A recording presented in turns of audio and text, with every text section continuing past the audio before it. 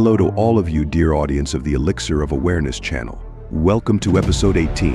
In this episode, we want to talk about the ideas, researches, and thoughts of a great mythologist of the contemporary era named Mr. Joseph Campbell. Mr. Joseph Campbell has spent his whole life to knowing about different myths and stories in different times. And after years of research and searching, he's reached an idea that is a very amazing idea. What Mr. Joseph Campbell understood was that regardless of any culture, time, or geography in which a myth is born, these myths and stories seem to be similar to each other. And it's as if a common DNA or algorithm makes the important stories and characters of the myths of all cultures similar to each other. And Mr. Joseph Campbell called this idea the hero's journey. Every part of this earth is sacred to my people. You must teach your children that the ground beneath their feet is the ashes of your grandfathers.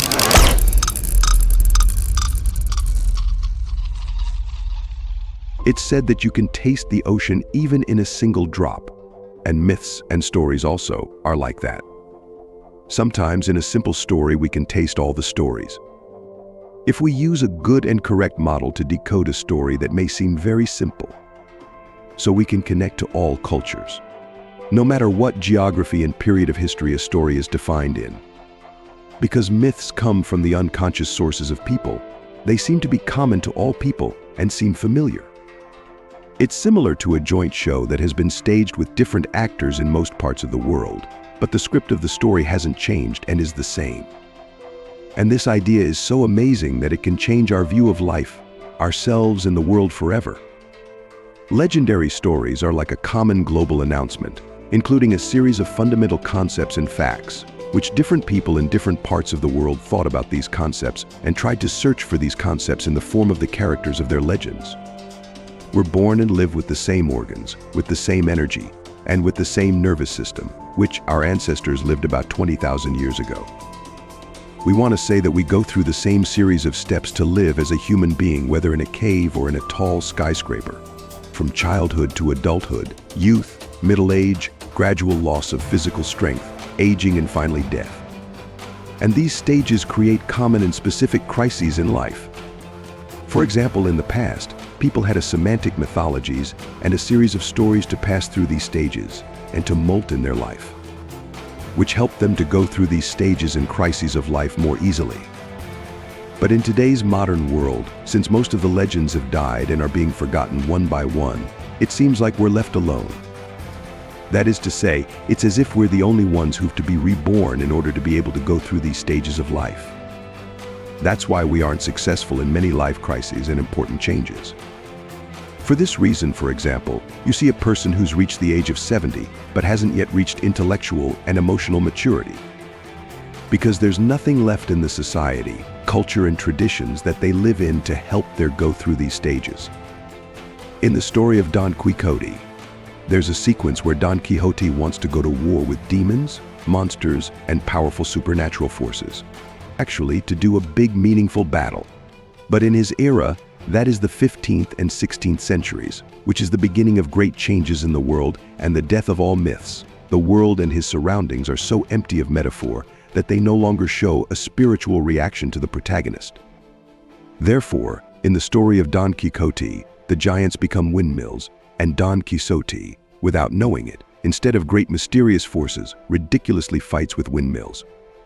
We want to say that today's hero has a very difficult job, because the situation of all of us is somehow similar to Don Quixote. This world has become cold and empty and has left no space for the flight of imagination and meaning for us. And we practically remained alone in our battles, and the stories that can make the battles of life meaningful have been lost. And perhaps one of the reasons why mental disorders are so pervasive and painful in the modern world is the loss of that semantic world. There's an African legend that says, one day a boy finds a magical singing bird in the forest and brings it home and asks his father to feed the bird. But the father doesn't want to feed a useless bird because he doesn't understand the magic hidden in the bird's voice. The man killed the bird. He killed the bird song along with the bird. He killed himself along with the bird song. And the man was killed and never came back to life.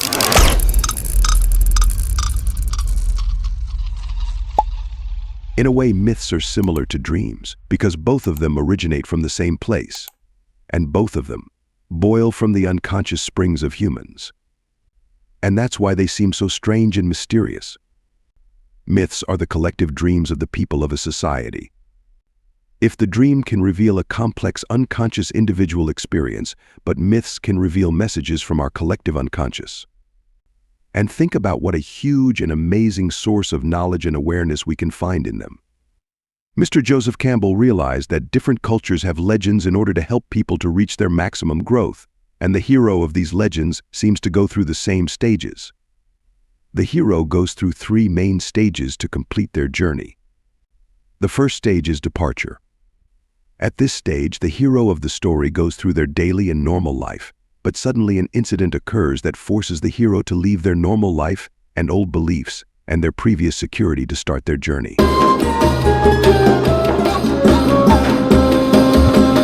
There comes a moment in the hero's life when the hero is forced to leave their normal life routine due to their mental problems and confusions and start a personal journey to know themselves and the world. But as we'll explain, this separation doesn't happen so easily and simply. In fact, there are several environmental and mental obstacles in the life of the hero, which leads to this separation. But if the hero can succeed, their journey will enter the second stage. It means the stage of initiation. In the initiation stage, the hero passes very difficult and complicated tests. And they realizes very important things about the world and their assumptions about the phenomenons. After passing difficult tests and defeating monsters, the protagonist reaches a new awareness. And this awareness opens new doors for the hero and leads the hero to the main sources of their power. That is to say, this sometimes connects the hero to themselves and then to the world.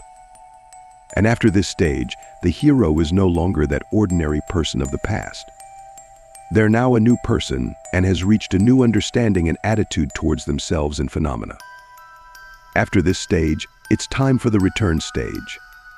Now that the hero understood some things, they must return to their community and their people and to their past life so that they can spread the elixir of life that they'd acquired in their community, so that people or actually other heroes can start their journey. And here, the hero's journey will complete.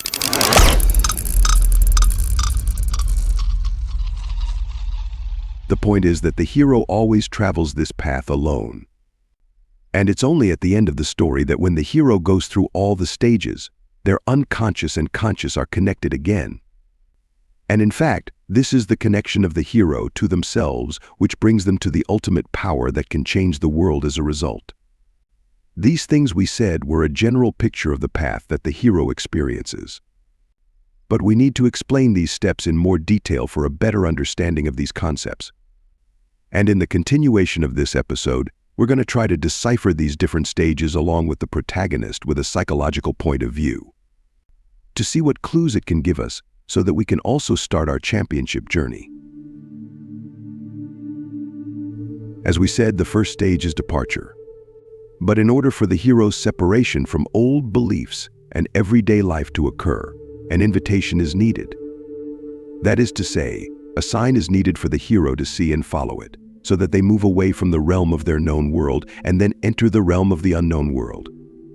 Sometimes a small mistake or a random and unimportant event plays the role of an inviter. Freud believed that seemingly insignificant mistakes aren't so random. Rather, they're the result of the tendencies and conflicts that we suppressed and appear as simple and insignificant mistakes in our behavior and actions.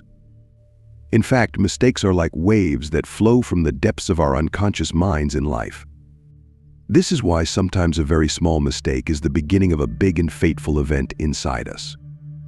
Because if you follow the route of that small and seemingly insignificant event, you'll reach something bigger and more important.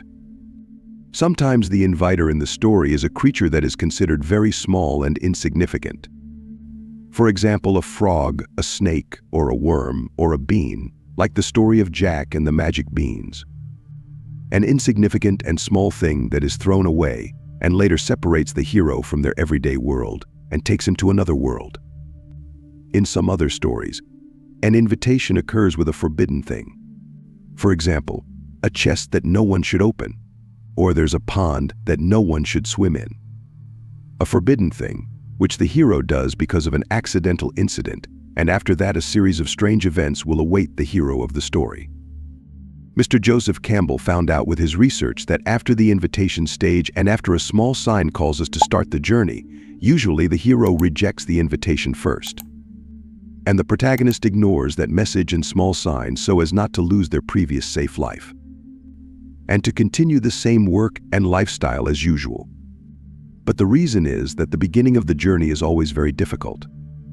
Starting a journey is a very difficult task, and for this reason, the hero resists a little to start his journey. But why is it so difficult to start a journey? The reason why the beginning of the journey is so difficult for us is that we've a painful memory of the beginning of our biological birth. Our entry into this world was by no means an easy task. That's why Otto Rank, Austrian psychoanalyst, says that everyone is a hero in their birth. It means that it's so hard to be born that we deserve the championship title just because we were born, because we did a very difficult work. That's why moments of separation, that is to say, all moments of rebirth, cause anxiety and fear in our lives. Because it evokes exactly the same feeling of the first scary birth for us, and because it repeats that bitter experience again in our minds. And this is the reason why often the hero, that is, we reject the invitation to start the journey. The fact that in legendary stories, the inviter to travel is usually not a pleasant creature indicates that trips often begin because of a bitter event for humans.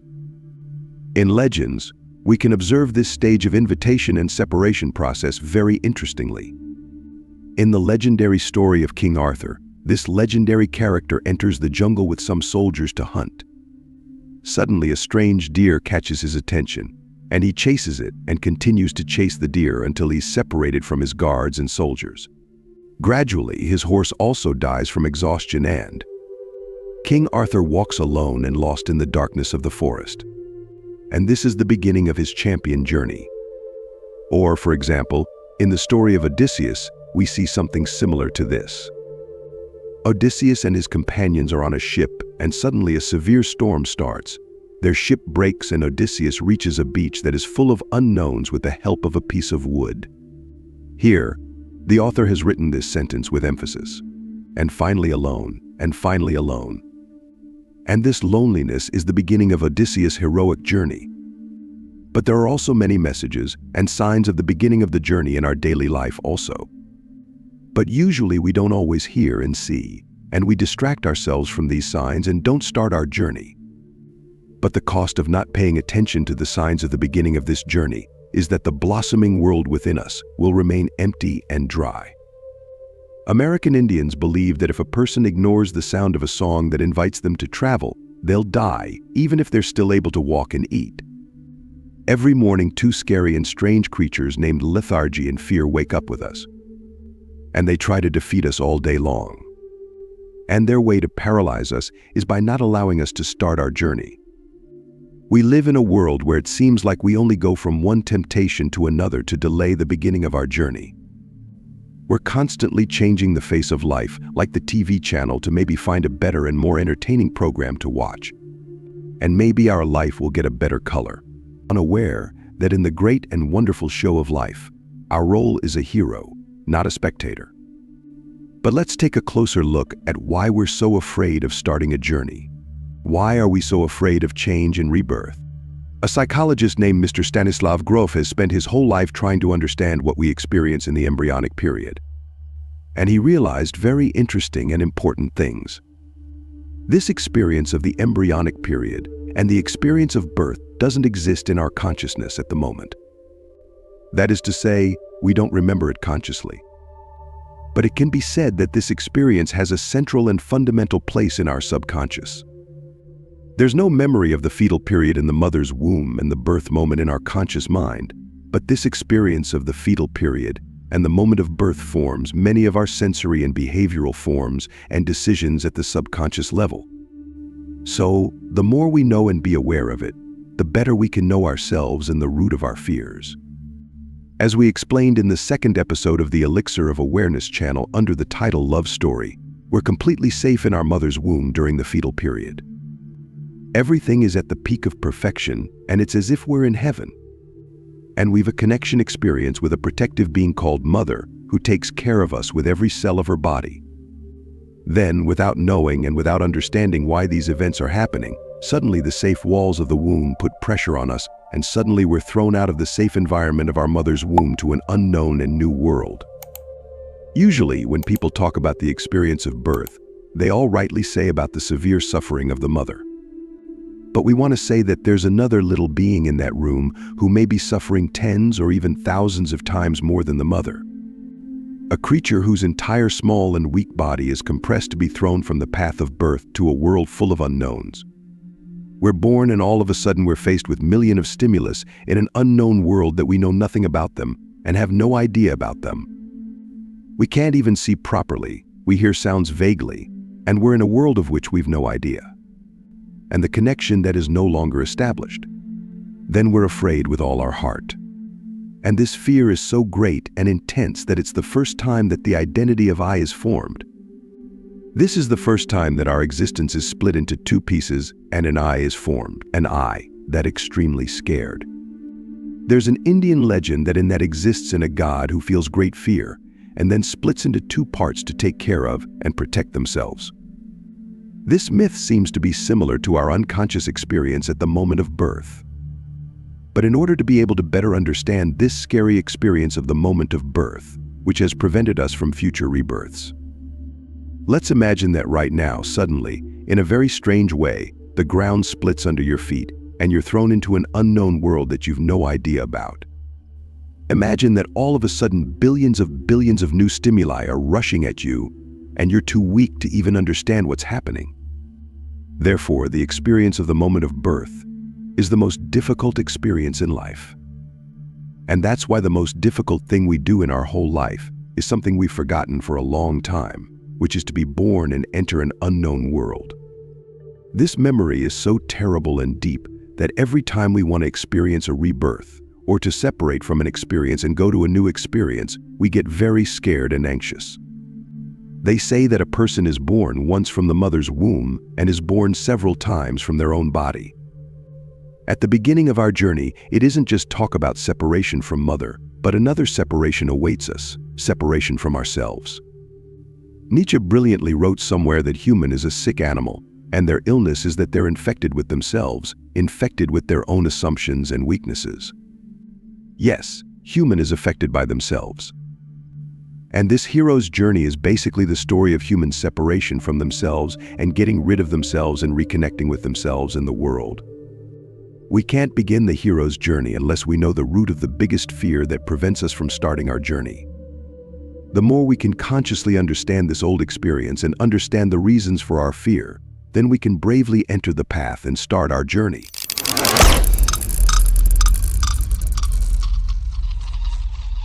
But myths don't leave us alone with our fears. Usually in fairy tales, if the hero doesn't refuse the call to travel and steps on the path of the unknown, suddenly a supportive being appears in the story, which helps the hero to continue on their path with a new double strength. For example, among the West Indians of America, Spider-Woman is responsible for this kind character. A petite grandmother who lives underground and is a source of healing and guidance for heroes who get lost or are tired and injured on their journey. This character in legends is a symbol of the protective and kind power of fate. And they appear somewhere in the story. And of course, after saying goodbye to them, the hero becomes alone again at the end of the story. In Here of the Hero's Journey, our hero reaches the first gate, which usually has to pass a difficult test in order to pass through that gate. For example, there's a guard in front of that gate that the hero must defeat. And the interesting thing is that all guards usually have a weakness. For example, the weak point of a scary and giant three-headed dog that prevents the hero from entering that gate is that it's enchanted by the music and falls asleep, and then the hero can pass the gate. In fact, these scary guards are symbols of various forces that are still preventing the hero from entering the world of the unknown. They're the symbol of the last fears and obstacles, so that we remain in the same old safe framework and don't enter the world of the unknown. Each of us has fears, dependencies and doubts, desires and attachments that prevent us from starting our journey towards the unknown, and interestingly, The way to defeat this guardians is knowing those fears and doubts and its dependencies. Usually in legends, it's something of the guard's own characteristics that helps the hero to defeat it and pass through that gate. In Eastern temples, there's often a gate to enter the temple, and to enter you've to pass two guards, that their statues were made there symbolic. The name of one of these statues is fear, and the name of the other is desire. In the Eastern intellectual tradition, it's reminded that what separated us from the wisdom of life, from ourselves and from the world, and has prevented us from starting our journey is fear and desire. But there are moments in life when we can overcome these fears and desires and move on to the next steps. The only thing we've to do is to know the features of this gatekeeper. It means recognizing the greatest desire and the greatest fear that connect us to the world of our previous daily lives. If we do this great work, we can break the curse of these gatekeepers and enter new frontiers of consciousness. In order to enter a new land of knowledge and understanding, we must reconsider some of our cognitive tools. In fact, the land that we enter is the unknown land of the unconscious, and the facilities and tools of the conscious mind aren't enough to navigate this unknown land. We need other things along the way. For example, there's a mythological story called the story of Prince Five Weapons. On his way, this prince reaches a monster who's the guardian of the gate, and whose characteristic is that his hair and body are very sticky. This prince has 5 weapons, such as a slingshot, a sword, a dagger, and so on. And he fights this sticky monster using these weapons. And every time he throws an arrow at the monster, the arrow gets stuck in the sticky hair of the monster without harming the monster. There's a moment in this legend when the prince has lost all 5 of his weapons and is left empty-handed and alone in front of this monster. This sticky hair monster is the symbol of the world, and the 5 guns are also the symbol of our 5 senses, with the help of which we try to understand the whole world, but we never succeed completely. We can never know the whole world using only 5 senses, and they don't work. And the monster, according to this legend, surrenders only when the prince, without his 5 weapons, which belong to his present personality and to his conscious self, appeals to the 6th element, which is invisible and nameless. In almost all fairy tales, at this stage, the hero loses many of the weapons he thought would be used. Perhaps the most important question we should ask ourselves here is, what does the gatekeeper of our life look like? That is to say, what opposing mental force do we have that doesn't allow us to go to the next stage?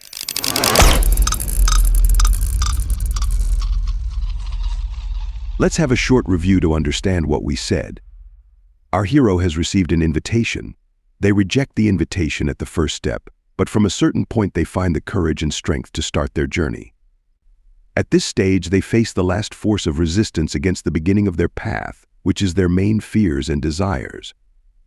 The way to pass through that gate is to recognize those fears and desires, dependencies and doubts, and by passing through this stage, one enters the next interesting stage, which Mr. Joseph Campbell gives it the name of whale's belly. The hero is trapped in a narrow and dark environment, just like the story of Pinocchio, who spends some time in the whale's belly before becoming a human. And also this situation is very similar to our situation in the embryonic period, because the belly of the whale is somewhat similar to our mother's womb.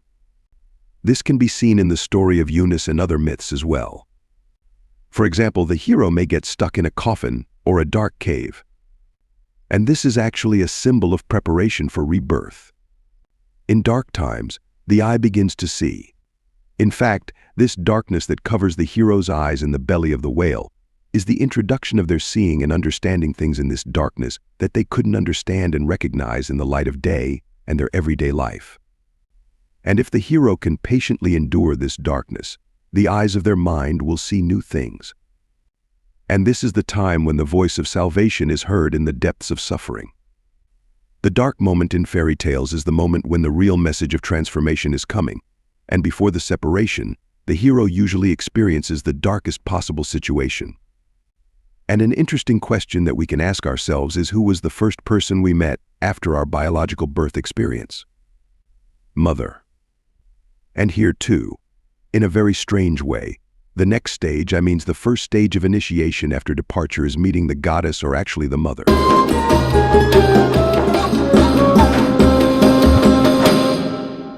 Our understanding of the mother is a very complex and contradictory understanding. Mother is the source of our first love, and also the source of our first failure. Strangely, the first reason for security and the first reason for insecurity in the child's mind is the mother. The first experience of connection and love in the child's mind is the mother, and the first experience of separation and parting is also the mother. Mother is a symbol of a supporter in the world and in our destiny. But sometimes we understand that she can't fulfill her duty of taking care fully of us as we expect because of our inescapable human condition. For this reason, the existence of mother is a contradictory thing because in our mind she's a protective goddess, but in reality she's just our mother with her all the weaknesses and inabilities like another human's. In fact, the distance between our mental hopes that I see the mother as a protective goddess and the objective realities of life, that is, the fact that the mother is a human being with all the weaknesses of another normal people, is something that exists in the unconscious mind of all of us. And this stage is the symbolic form of suffering that exists in the unconscious mind of all of us. Mother is a holy being who's supposed to embrace us and heal our sufferings. But both the experience of our personal life from the moment of birth until today and the experience of our encounter with the world prove to us that we usually don't successful about this expectation from the world. Destiny doesn't always take care of us. And sometimes some things happen that harm us and lead to our suffering. Sometimes our destiny mother and biological mother can't take care of us as they should, and this makes this meeting so complicated. In fact, the goddess we're talking about is both a symbol of our original and biological mother and a symbol of the protective aspect of our destiny. That is to say, it has a metaphorical and symbolic aspect. Mother is actually the face of someone who can save us, and yes, sometimes she saves us, but sometimes she doesn't because she can't. At the same time, mother has the most power to make us happy, and also she's the most power to suffer us. It seems that good and bad were merged in the strongest possible way in the metaphorical image of the mother. This dual face of the mother shows itself in the most interesting way possible in the statue of Mother Goddess of the Universe in India. There's a bloody sword in the left hand of this goddess, and at the same time as she threatens with this bloody sword and shows her scary side, she points with her other hand, which means calm down and don't be afraid. Mother is the place of intersection of opposite pairs. Pushing and hugging, caring and releasing. All these are present in the mother. And at this phase, we face these contradictions. One of the most difficult contradictions that bothers our minds is now symbolized so that we can understand better and accept it. But when the hero of the story can understand and recognize this contradictory face of the mother, now they've the next step ahead of them. And this step is saying goodbye to mother. When we understand mother's contradictions, we love to stay with her. Now new love is formed inside us because we understood the mother's limitations in taking care of ourselves and reached an acceptance. And now is the time when we want to be in the safe arms of this mother again, just like childhood. But the difficult test at this stage is that the hero shouldn't stay with the mother. Attention please, that when we talk about this separation from the mother, we definitely don't mean emotional separation, because this powerful emotional feeling is the hero's capital during the journey. Rather, we're talking about the issue of independence. Our meaning is the formation of the hero's personality. And if the hero can't separate from the safe embrace of their mother, they can't complete their heroic journey. There's an old prayer in Sanskrit that says, "Teach us when you let go." The greatest desire of a mother is the success and pride of her child. And the point is that if the child doesn't go through their heroic journey and don't reach independence, they can't be happy. The main key to fulfilling the biggest wish of parents for their children, which is happiness, is that letting them go. Despite that emotional attachment that always remains, we must allow them to begin their personal journey. At this stage, the biggest thing a mother can do for her child is to help them in the next difficult birth, which is being born from their own body, so that the hero can pass this difficult stage. We just want to say that the greatest responsibility that you've towards the person that you raised is to allow and help them to be born again. For the end of this stage, in our opinion, there's nothing better than reading these words of the late Iranian mythologist and writer Shahrokh Mesghoob. My mother influenced me more than anyone. She was the foundation of my identity, without she knowing or imagining, but was affected in the construction of my morals. I used to live in my mother's body, and now she lives in my mind. Her trust has been entrusted to me. I'm no longer on the earth, rather I'm the earth itself. And with the help of that seed that death has hidden inside me, I must try to sprout. Now I'm the earth itself. And it's I who must plant a seed inside myself and try to grow it. Now my mother's life has dissolved inside my soul. I know that she's no more longer, and despite this, she is.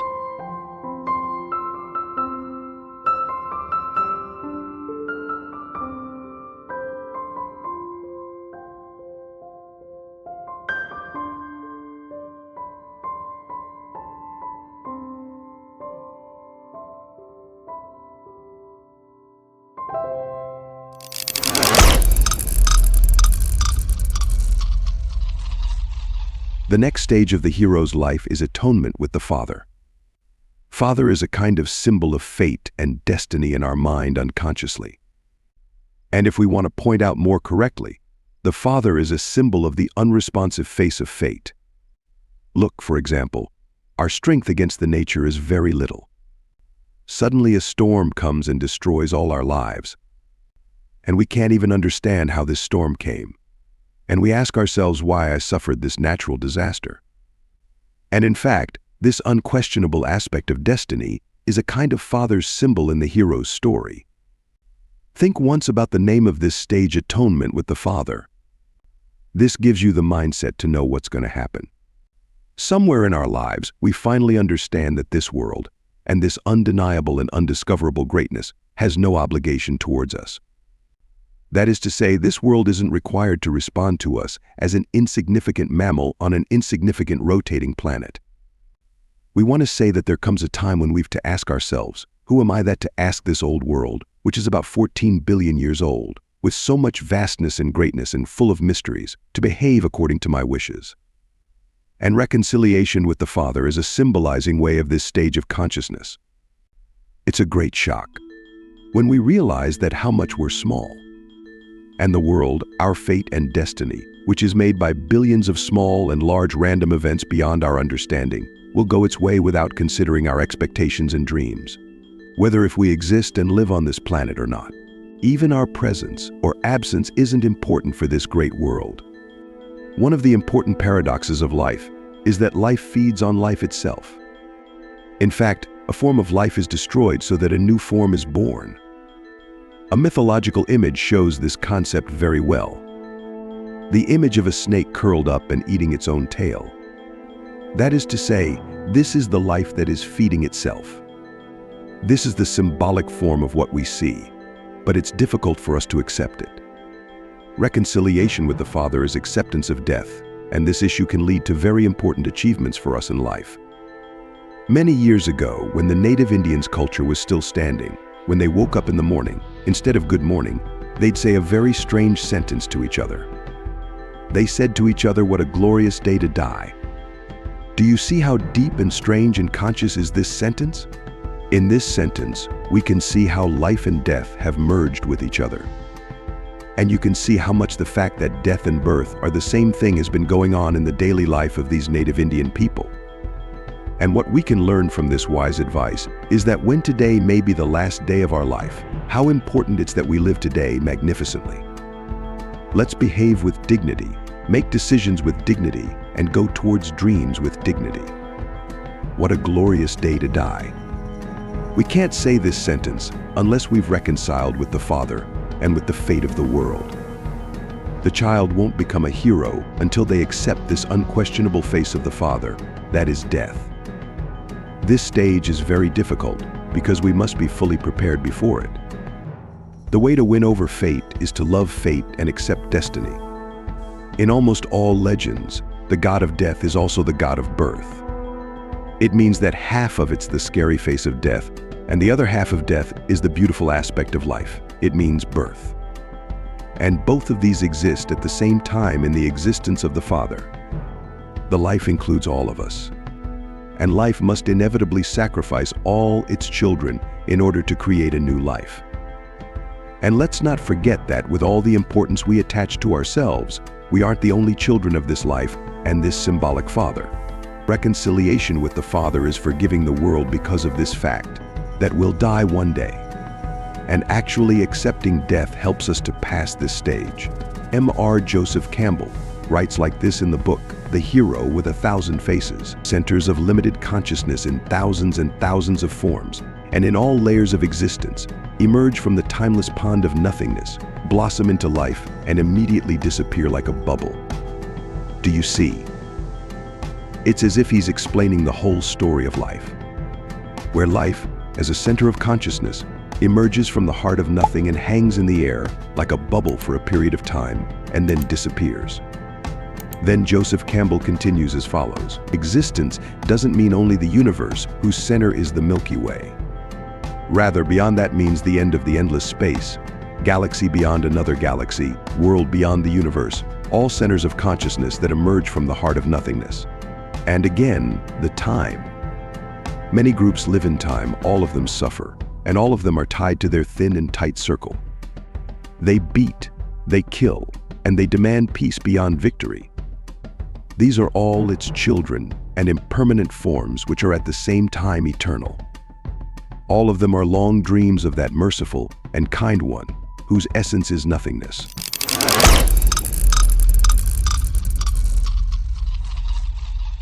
If the hero of the story can pass these tough tests, there will be a very big reward waiting for him. The reward of the hero is to achieve oneness. That is to say, it can be placed at a point beyond the cultural labels of good and bad and reach a place where it sees all human beings and phenomena as one.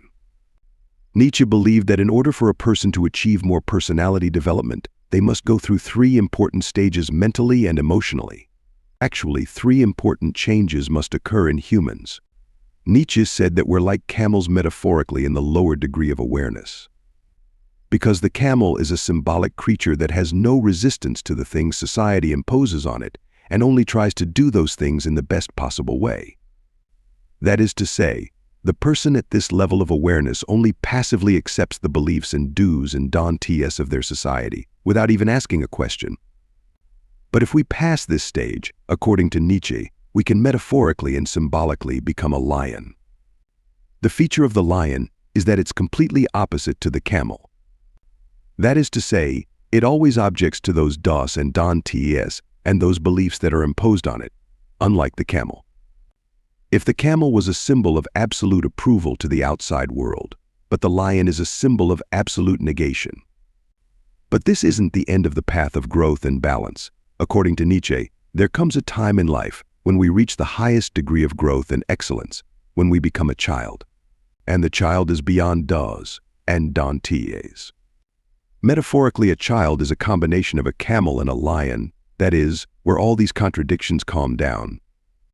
It means the place where we understand the root of all these contradictions, and that is how we reach peace with ourselves and the world. In fact, in this part of the hero's journey, the hero becomes a child.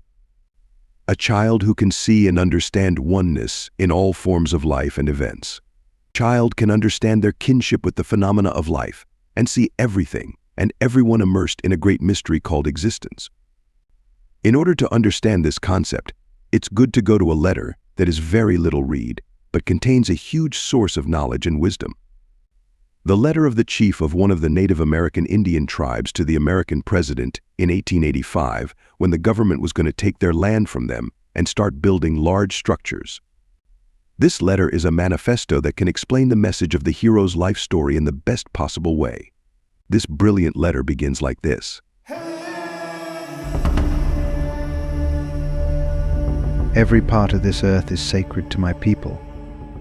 Every shining pine needle, every sandy shore, every mist in the dark woods, every clearing and humming insect is holy in the memory and experience of my people.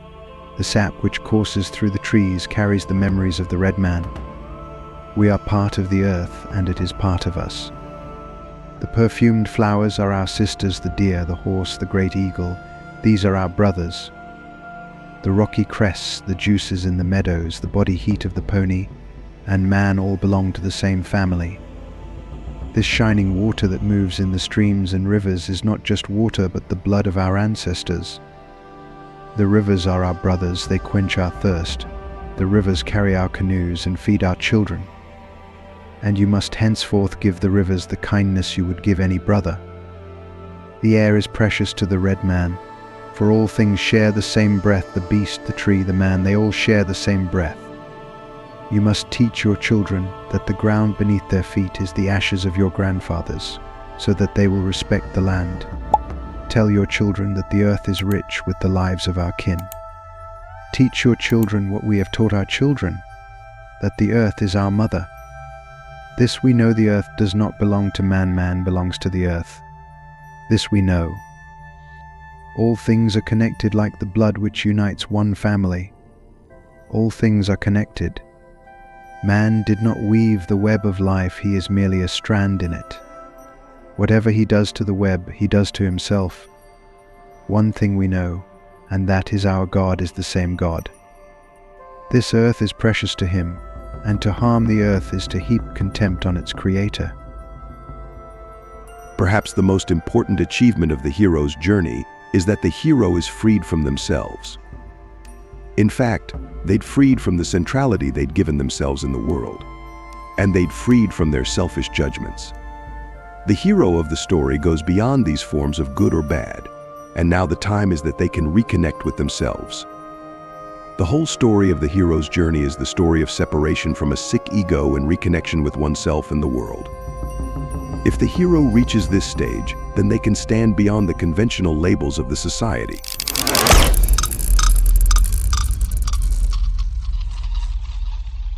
When the hero of the story passes the previous two major phases with all stages inside them, then enter the third major phase, which is called return. In return phase, the hero again returns in triumph to the familiar world. Now that the hero is alive, they must return to help the new life of their community. But this is a very difficult and challenging task. For example, one of the problems of the hero to return is how to return to the vulgar noise of their normal life from which they were separated before. With all the intuition and awareness they'd experienced, why should they return to their previous life?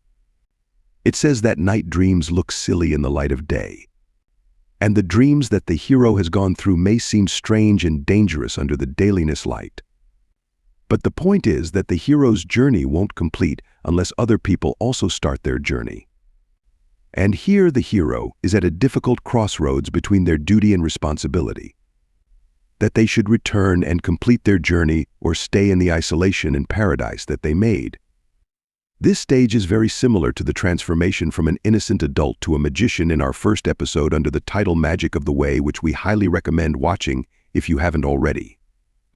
That is to say, the phase where the hero must return to share the elixir of life that they'd obtained in their community.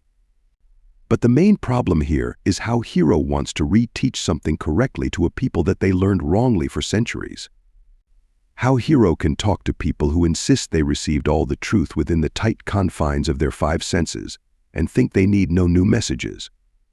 People are usually involved in their cultural prejudices, and the hero wants to free them from this captivity by their returning.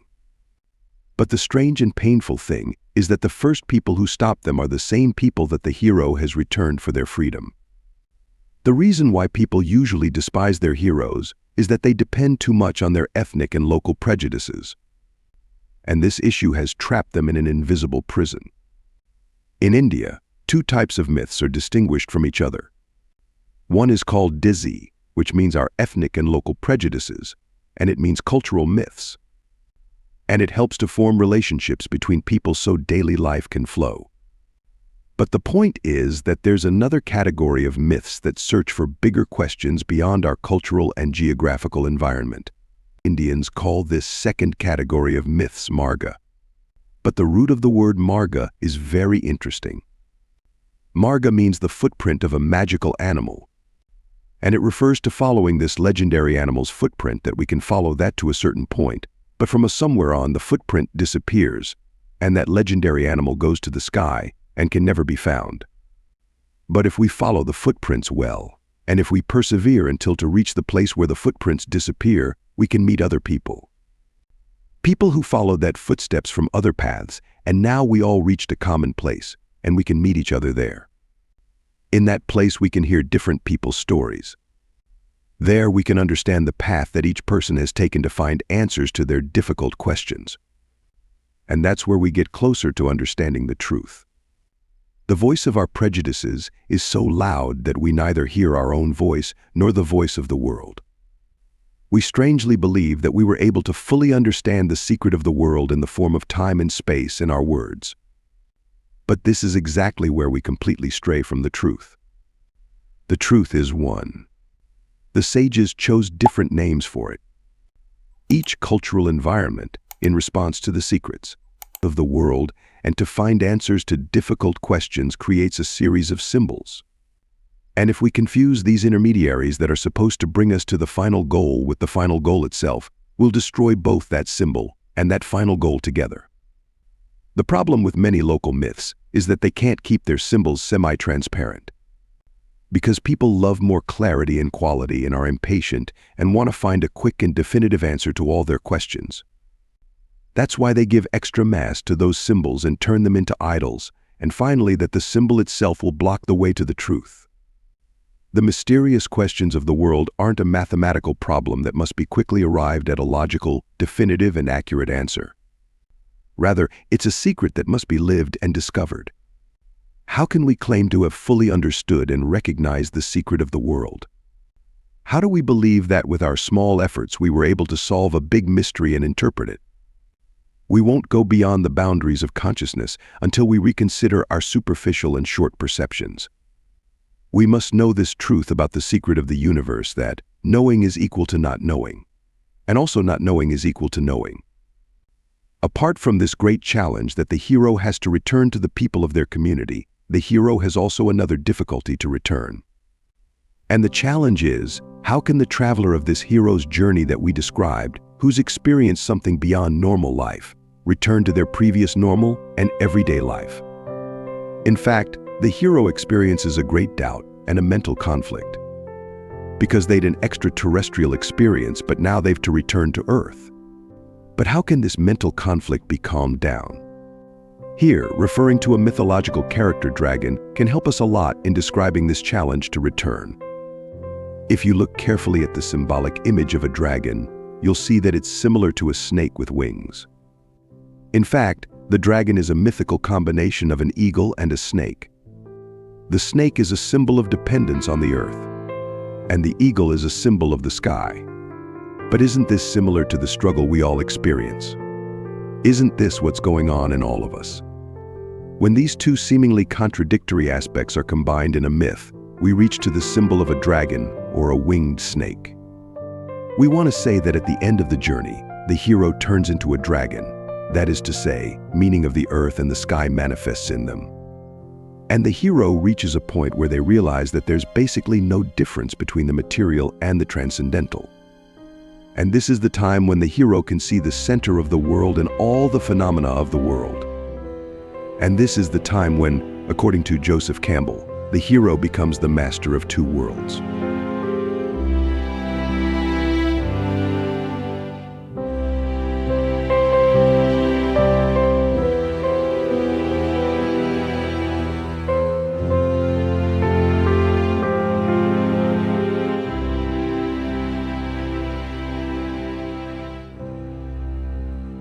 In every society, people are born who've the imagination and courage to go on the journey that each of us must go on.